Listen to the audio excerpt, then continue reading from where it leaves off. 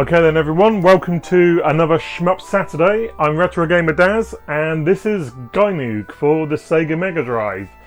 Or the Genesis if you're from America. And also if you're from America, you'll be saying, hey, this game looks a bit like Wings of War. That's because it is Wings of War. We know it as Gynoug in Europe and Japan, and you obviously know it as Wings of War. So what we're going to do is we're going to up my lives so I can actually show you a little bit of the game, and we're going to crack on with it. So you have to apologise for there seems to be a bit more of a refresh rate on this video compared to the ones I have been doing. I have been fiddling around with the rate and I can't seem to get it any better than this. The only thing I can think of is I've tried shooting in 1080p, so it could be due to that. So let's see how we get on anyway. So power-ups. Feathers speed you up. Blue increases the current weapon I've got. And there's a one which basically allows you to shoot from behind, and a yellow one does from above and below. Now this is quite an interesting game because when it first came out, a lot of people were quite, not annoyed, but they weren't a big fan of the graphics because they're really small. They're quite well, they're just tiny compared to what you'd expect from in a shoot 'em up. But I think they're well detailed, particularly as you get further into the game. And one of the other things that's cool about is it means that smaller sprites mean that you can have some really gigantic bosses, and there's some cracking looking odd sods in this game. So hopefully we'll get to some of those and I can show you them. All the popcorn enemies are relatively straightforward to take out. The attack waves are challenging but never overly too difficult. It's got a nice difficulty ramp actually, and I've never actually completed it on a single credit, but I always feel like if I stuck with it, I probably could. So let's see how we get on anyway. Nice, chucking loads of enemies at you. It's got some really cool graphical effects on some of the later stages as well, which hopefully I'll be able to show you. Particularly the one after this, I believe. So this is by Messiah. Oh, look at this. See, the bosses are just pure nightmarish creations, and they were actually done by the artists who worked on the Choroniki games, which are also by Messiah.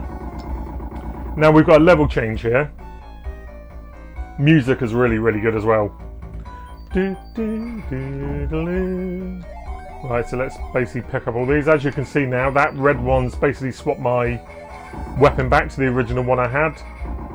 And those blue orbs will basically increase your power. So you want to try and pick up as many of those as well. And the scrolls are magic, as you can see here.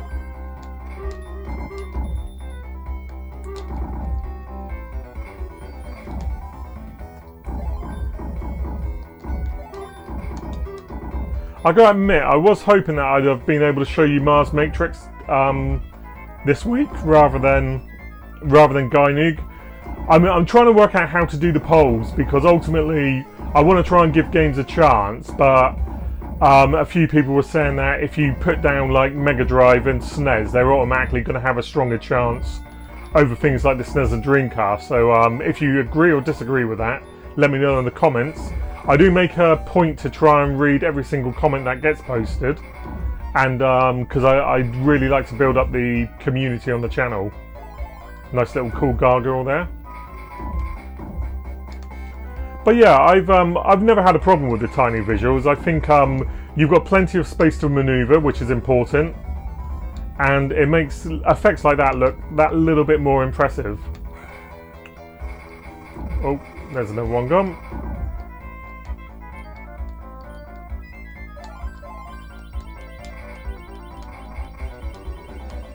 There's a lot of odd phallic-shaped items in this game, and again, if you've played, I mean, look at those; they look like Winkies. If you've played the Choroniki games, you'll know exactly what to expect. They've got a very distinctive look, I think is the best thing to say, and you certainly won't forget them if you've ever played one. They're not your typical shoot 'em ups.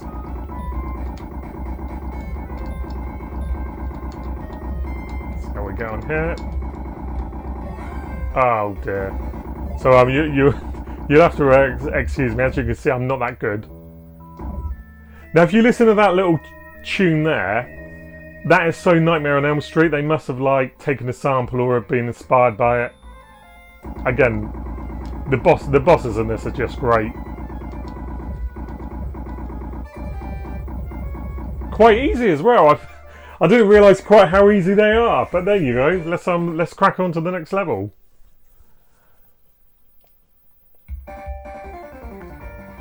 Oh yeah, this one goes underwater, and then I think it kind of goes in a artery-like level, or that could be the next stage. We'll have to wait and see. But again, really nice music in this. I think I don't know if it particularly suits the game because it feels quite jaunty and upbeat compared to all the the nightmarish creations that are on screen.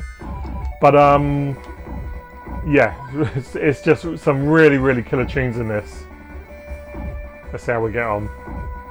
I don't know if you noticed, but that cloud seemed to be vomiting spit from its eyes, which is a bit disconcerting.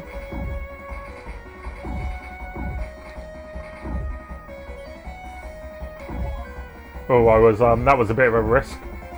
Now, people are probably thinking those seagulls look dangerous, and I'd just like to remind you all that there's no such thing as a seagull.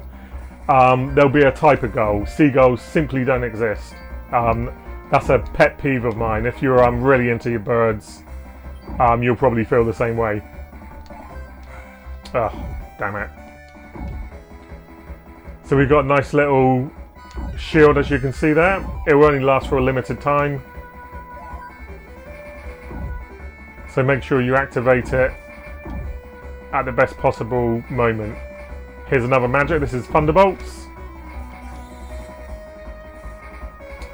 So yeah, the weapons feel a little puny compared to other games, but they power up relatively nice and quickly. And as you can see, some of the bosses aren't that tough, so you don't really need overpowered weapons anyway. There's another weird cock-like creature. Again, there's lots of cool little graphical flourishes in this game. It almost feels alive at time. Really organic style to it. I do like it. Reminds me of R-Type.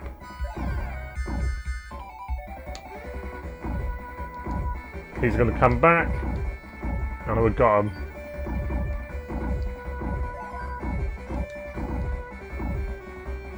So that's a cool power up because she'll literally chuck out a load of lightning and just fry anything that comes underneath it. And I think we're coming up to the next boss, which I think is a ship. So let's see how we get on. So I'm not going to play these for too long because ultimately I'm trying this in HD, and that's obviously going to cause a bit of an issue with regards to my upload speeds. But hopefully, again, just seeing a couple of these levels gives you an idea of what to expect from the game. And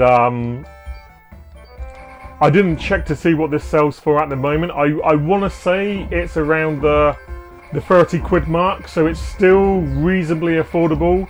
The PAL version may be a little cheaper than that, but I certainly would consider adding it to your collection, particularly if you like shoot 'em ups, because it feels quite unique in the Mega Drive library in that there isn't a lot of games to my knowledge which play very similarly to it.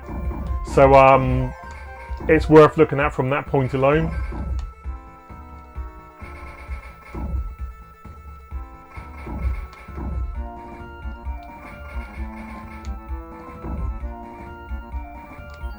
I get distracted by all the ugly looking, and again the music's just really good. You can hear it changing there.